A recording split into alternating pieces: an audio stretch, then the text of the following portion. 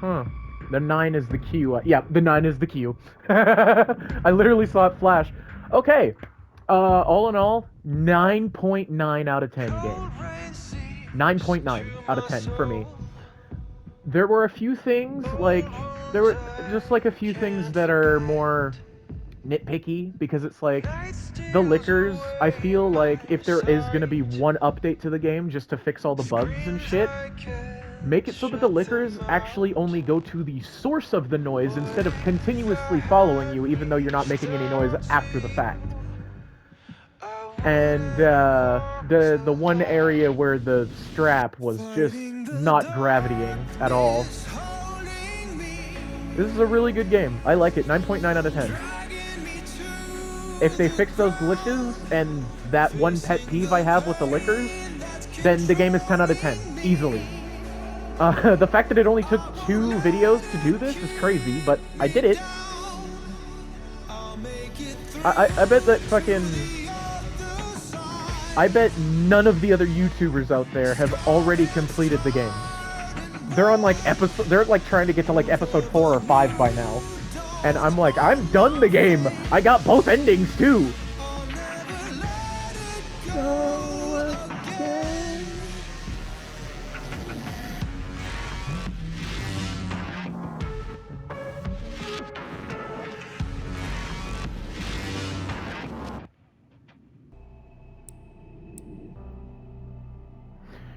In 1998, Raccoon City was devastated by a massive outbreak caused by a viral leak from the pharmaceutical giant Umbrella.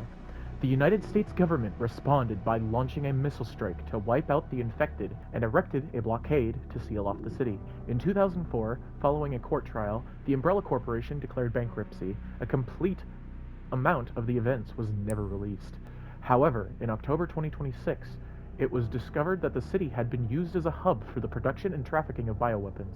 This report reveals that the established narrative of Raccoon City incident was falsified and elucidates newly discovered truths surrounding the incident. 1968. To properly understand the truth, we must first go back to the beginning of it all. In 1968, Oswald E. Spencer, James Marcus, and Edward Ashford founded the Umbrella Corporation. Having witnessed the horrors of the Second World War and the dread of the Cold War, Spencer felt a sense of despair at watching the world repeat the same mistakes. He felt it was his duty to bring about a change to humanity. As stated in the court records, following the Raccoon City incident, his ultimate goal was to bring about the viral evolution of the human race. Thus, he relentlessly pursued virus research through illegal and inhumane means.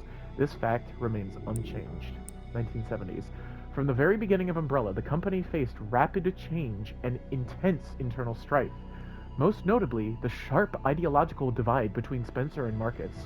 According to court records, this conflict was cited as the primary factor leading to the unusual developments which followed. In 1978, James Marcus developed the T-virus, which would go on to become the cause of the subsequent outbreak. 1980s. This is a crucial period for the understanding of the basis of what caused the incident and the truth behind the entire case. Spencer's influence and ARC's establishment. Spencer used internal politics to have Marcus demoted, absorbing T-virus research into a facility under his own control.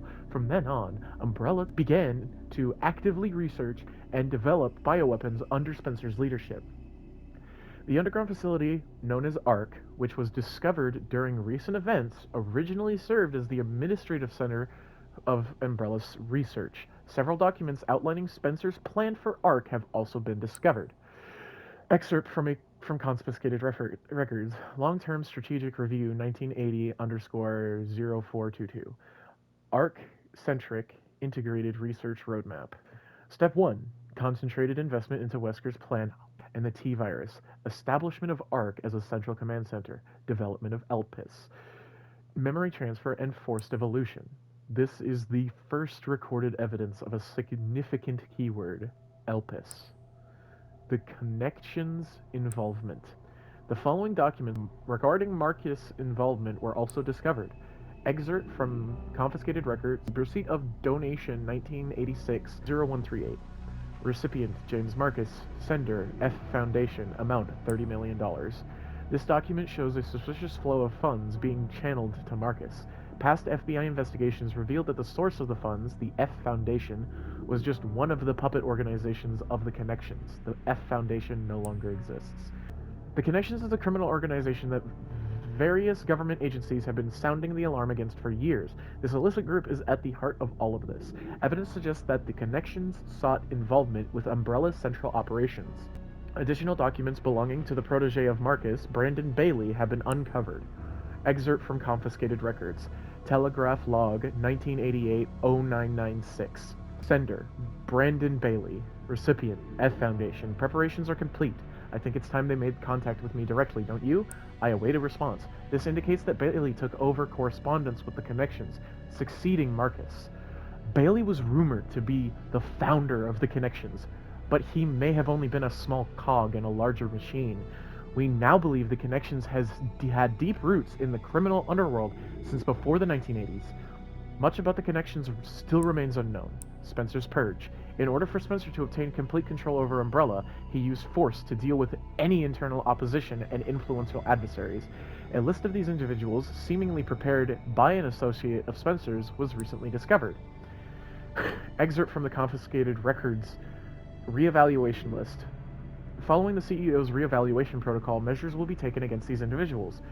Cheryl Moore, Michael Kramer, James Marcus, and then some omitted ones. 1990s. During this period, Umbrella continued to grow and expand through its ties with the government. The organization became so large that Spencer could no longer fully control it. Numerous accidents plagued Umbrella facilities around the world as a result of poor management. Furthermore, information was being leaked to rival informations in the Connections due to moles who had infiltrated the company. Yet despite the circumstances, Spencer was able to thoroughly protect and complete his research at ARC. That research, Elpis. Well, most records regarding Elpis were lost with the destruction of ARC. A precious few remain. Excerpt from confiscated records. Spencer's message 1990 data missing. Tricell, HEF, the family, and Umbrella. Elpis shall bring it all to an end. The rest of the data was corrupted. The only information leaked about Elpis was that it had the potential to upset the military balance of the world. However, a strictly managed password known only to Spencer was needed to access it. What is Elpis? Elpis is a powerful antiviral drug. However, this was unknown to those who sought it. The Connections and other black market groups mistakenly thought it as the most powerful bioweapon with the potential to control human minds. This confusion likely stemmed from the fierce competition surrounding bioweapon development. It was common knowledge that Spencer, the developer of Elpis, aimed for the evolution and control of humanity through viral technology. Completion of Elpis. Based on the data taken from confiscated records and changes in Spencer's behavior, we believe Elpis was completed around the mid-1990s.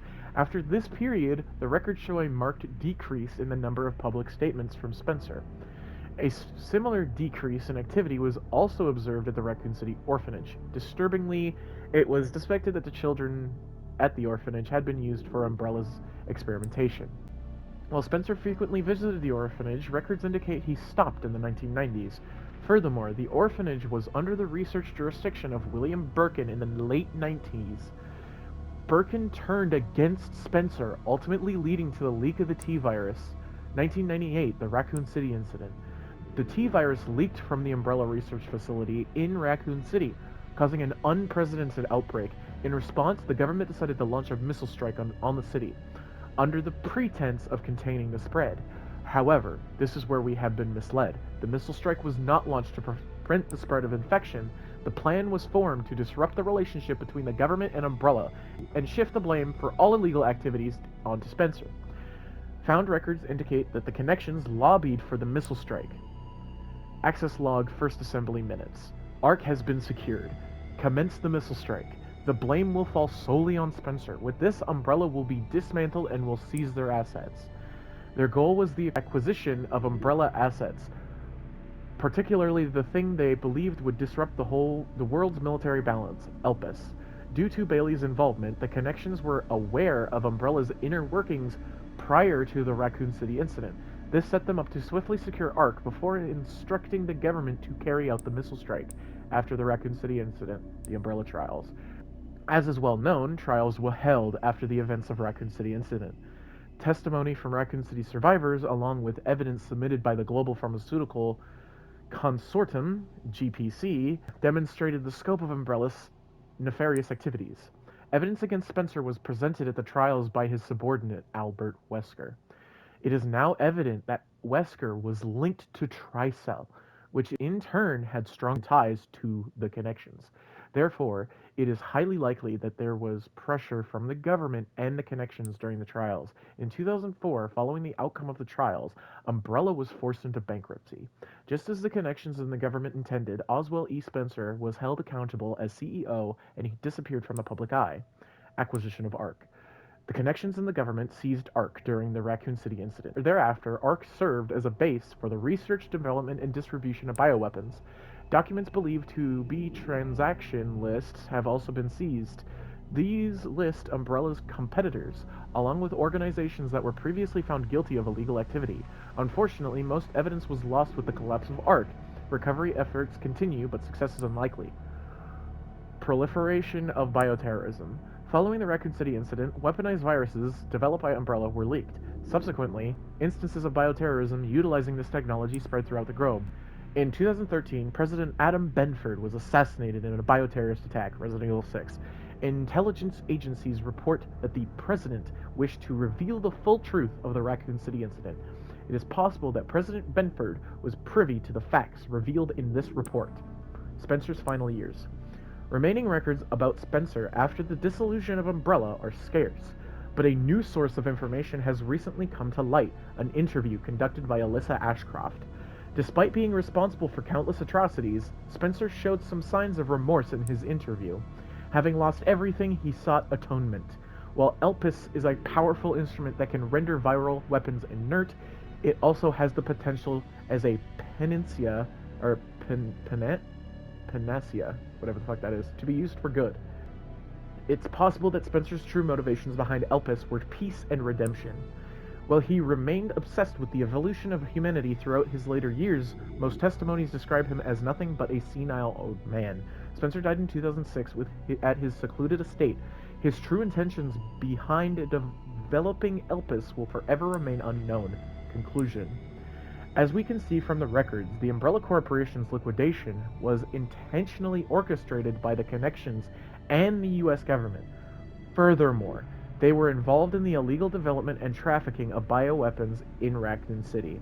The extent to which past and present governments were involved requires further investigation. Much about the connections remains shrouded in mystery, and most records of their involvement were destroyed alongside ARC. Countless lives have been lost. As government officials, we have a duty to pursue the truth. If anything, finding it will finally offer some closure to everyone who fell victim to these heinous actions. FBI intelligence analyst, Grace Ashcroft.